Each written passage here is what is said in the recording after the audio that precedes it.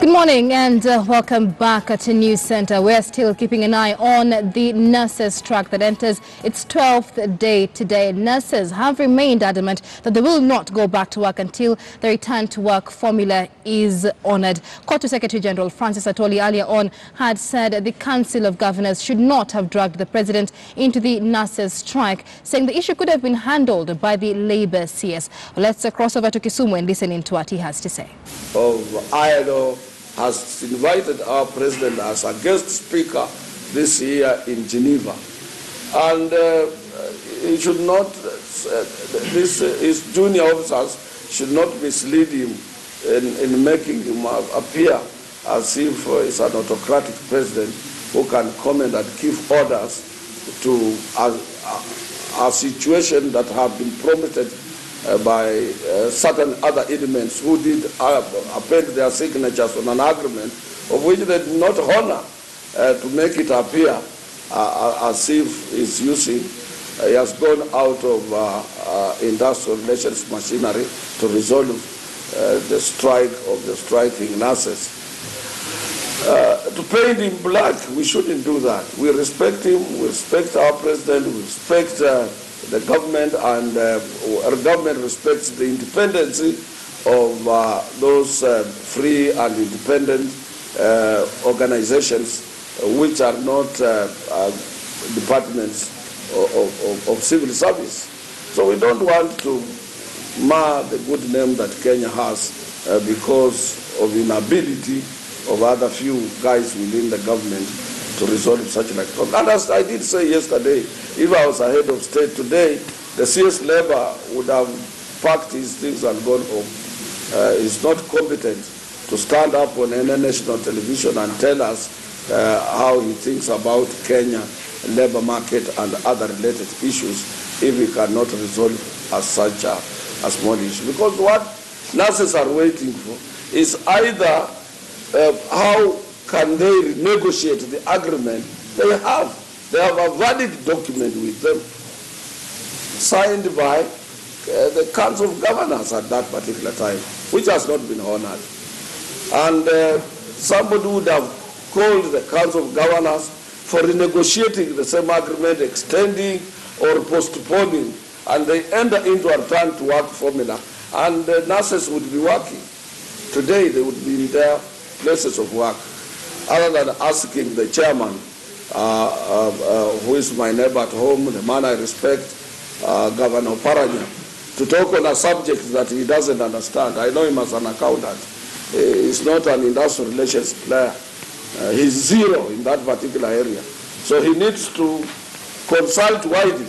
To me, even if he's listening to me, somebody should tell him, Honorable Governor, that we respect Honorable Paranya, though currently he doesn't have even a political stand, but he should be able to consult widely, other than giving ultimatums that might not be of any help as far as industrial relations practice in this country is concerned. And those are the people we are opening these colleges for them. Those governors who don't understand, you might have been elected because of your popularity and so on. Like Oparanya has done a very good job in Kakamega County, and that does not qualify him to be an industrial relations practitioner. He needs to consult widely, and we'll give him a free advice on these things as how they are run and how they are conducted. We have a college here, we have people who are competent, we have Dr. Jacob Omolo, who will be able to put him through on these issues for free, and COTU will be in charge for the education of all governors who have no any bias in HR matters or industrial relations practice. So that is why we are here briefly. We want industrial peace in our country because we want to progress. If we are to realize the 4 items of our agenda on President Uhuru's legacy, there must be total industrial peace in this country. We must coordinate, we must work closely with the government and employers of this country. And I'm sure the Federation of Kenya Employers and Central Organization of Trade Unions, we can avail our expertise in this area and there will be no problem. Sometimes government also mistake KEPSA to be employers' organization. That is a business entity. But they should also consult the Federation of Kenya Employers on matters of working men and women in our country, other than using people who don't understand the dynamics in industrial relations practice. And that's why I said yesterday, somebody jumped the gun by rushing His Excellency the President in this matter prematurely. This is an issue that would have been deliberated by those people who are there, some earning salaries and some who would have volunteered themselves outside government civil service to make sure that nurses go back on duty. Nurses are trained people, are professional people, and issue of ultimatums and dismissals, it will give us a bad name locally and internationally. And as I've said, particularly when our head of state has been invited in the month of June, when ILO is celebrating its centenary, to be a guest of honor, to address more than 10,000 different delegates from all over the world in Geneva, Switzerland this year. So we want our president's name to be kept off these minor things which can be literally handled by the social partners. And social partners are employers under the ban of the Federation of Kenya Employers and workers under the ban of Central Organization of Trade Unions and our relevant Ministry of Labor through competent officers. And I said, the Labor Commissioner, you can go and see what his powers are. He can prosecute, he can arrest and prosecute whoever whoever has defied an agreement that might have been entered into. And he can also direct, and he can advise. And the Labor Ministry has competent officers to handle this. We don't want to do things as if things have gone out of our hands. Having said that, I would equally appeal to our colleagues at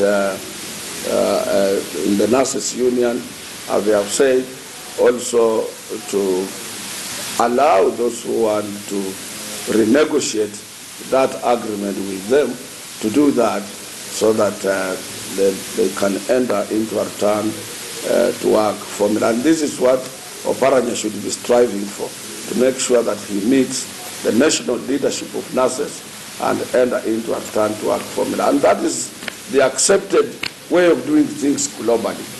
You don't use thorax, particularly when you look at Article 41 of our Constitution, which says that a worker inside there, a worker has a right to go on strike. Full stop.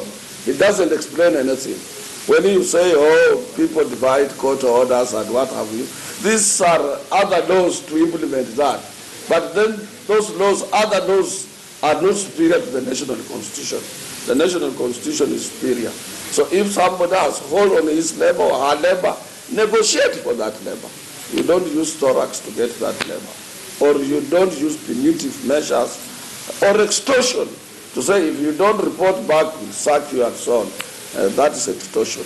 You want to get that labor for free. So we are advising government, we are advising the chairman of the Council of Governors to sit down with our affiliate, which is Nurses Union, and it can't take even 10 minutes, I can assure you. It's a very small thing. If you gave me that authority, not 10 minutes, I would have finished that thing. If there is sincerity and if the government is honest, and if the Council of Governors is serious and committed to good working industrial relations with nurses, it can't take 10 minutes, and that strike will be over. How? And this government. All right, that is Francis Atwoli, Secretary General of the Central Organization of Trade Unions, KOTU there, adding his voice to the nurses' strike. Atwoli maintains it was wrong for the Council of Governors as well as the Labour CS Kuriatani to rope in the President into a nurses' strike, an issue that he says did not require the attention of the President. We will continue to take a look at that nurses' strike that continues